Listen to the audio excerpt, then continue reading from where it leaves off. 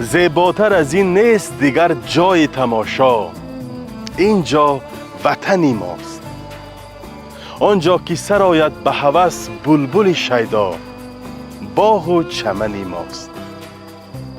آنجا که بلند است و سفید است و مجلا، آن قله بخت است. آنجا که بخندد همه دم لاله زیبا، دشت و دمنی ماست.